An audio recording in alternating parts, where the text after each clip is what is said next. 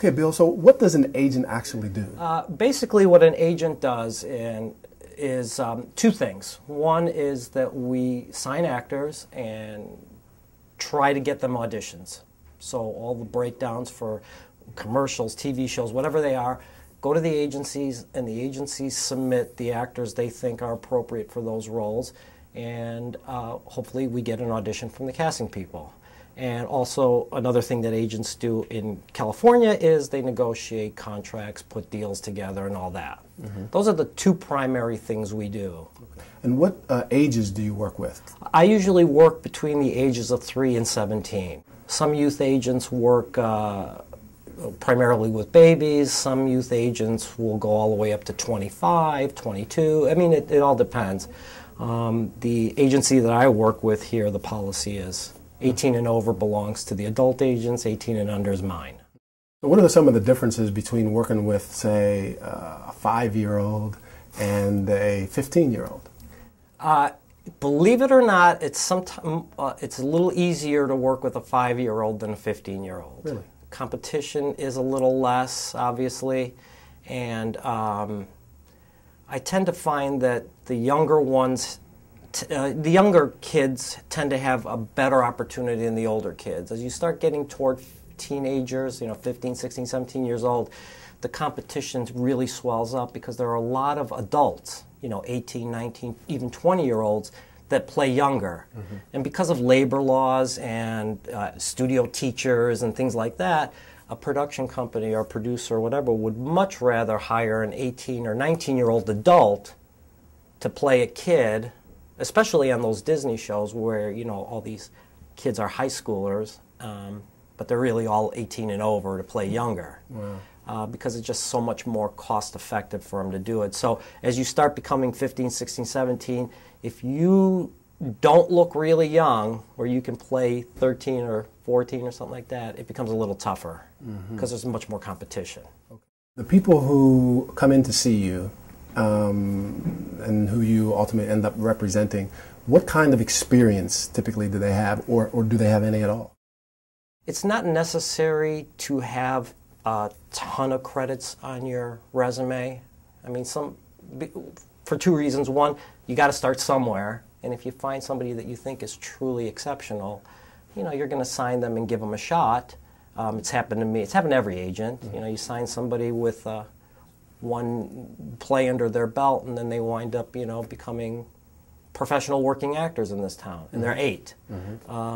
So I will sign anybody who I feel that, if I have a gut feeling and I like them, I'm attracted to them because of their personality or their aura or their look or some kind of, they have a vibe, I'm thinking to myself, well, if I like this person, maybe a casting director will be attracted to this person. Maybe the producer who's going to ultimately hire this person will be attracted to it.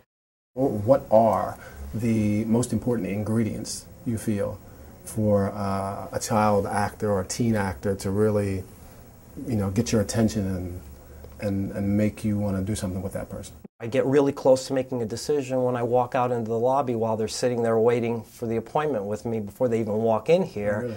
And I'll do a little shtick out there, some really bad humor, or I'll do something, like I'll walk outside and I'll tell the receptionist, Sarah, cancel all my appointments today, I'm quitting. And they're sitting there, and sometimes you see the look on their face or the reaction or something like that.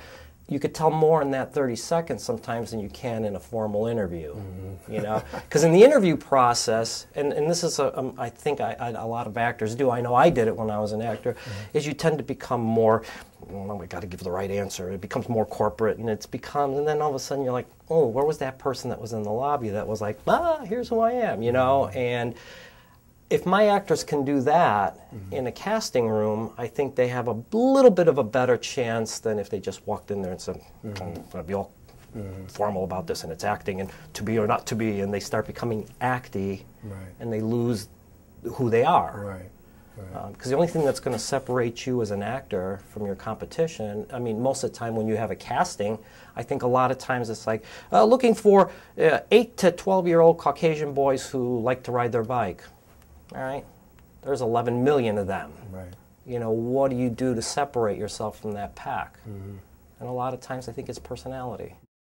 In a situation like that, where you're out you go out there, you do your joke, you see that reaction that you really like, the person comes in and does a very rigid, and loses all that naturalness that he had. What do you do in a situation like that? I'll go, where's that person that was out there? Or if it's a kid that's in school, I'll say, they'll do a cold read for me here, let's say, and then I'll say, let me just ask you a question. Who's your best friend at school? Oh, John. I said, so if you were talking to John on the playground or something, would you have done it like that? Almost all the time they go, oh, no, I mean, I would have been myself. And I'm like, where's that person then? Let me see that person. So we'll give them a second chance, and it'll always be better than that first time because I've given them the license to just be themselves. Right.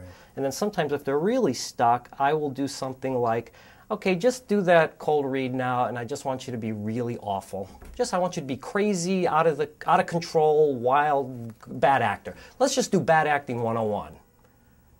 And that turns out sometimes to be the best. Is that right? Well, because I've given them permission to really just forget about, oh, he's not judging me, so I'm going to cut loose. And you see a lot of, if not the whole performance being a real person, a lot of chunks of it. And sometimes the parents will be sitting in here and they'll see it, and I look at them and they're like, because there's a difference. Because the first time they're Hamlet, to be or not to be, that is the question. Right. Second time they're like, here's who I am, and you're like, that's the kid I want. Right.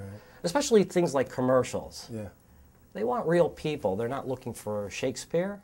How can a kid best prepare for an agent interview? I think with kids, training is important. I mean, acting class isn't going to make you talented. You're not going to win an Academy Award because you went to acting class. I think it's in you. The talent's there. Acting class helps you bring it out, and also it helps you just get rid of your mistakes. Go to acting class every Thursday night so you can get rid of your mistakes so you don't do them in a casting session. That's what I really think. So that when they walk in here, I mean, if they're not prepared, if they're shy, if they're nervous, if they're anxious and all that, well, and this is just one person. They walk into a casting studio where there's 20 actors in the lobby and 4 casting associates and more noise and more commotion. I'm like, well, what are you going to do in there? And some of those people you're competing with have been on TV for maybe 5 years. Yeah. Their resumes are 2 pages long. So they should just be, and I think acting class, it's like riding a bike. It just keeps you in shape, in acting shape. Now that's the number one thing. And the number 2 thing is make sure that they're not, I don't want them being coached by the parents, or a lot of times I bring them in here by themselves. It's because sometimes you find the mom or the dad answering the questions and all that. So the best way to prepare for it is make sure your kid really wants to do this. That's why if they're brand new but they did several school plays because they really like acting, then fine, I'll bring them in. Or if they're like, this is something I'm thinking about doing, get them in a class.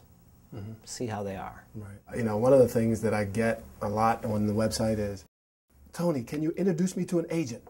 Before you start focusing on an agent, get all your ducks in a row.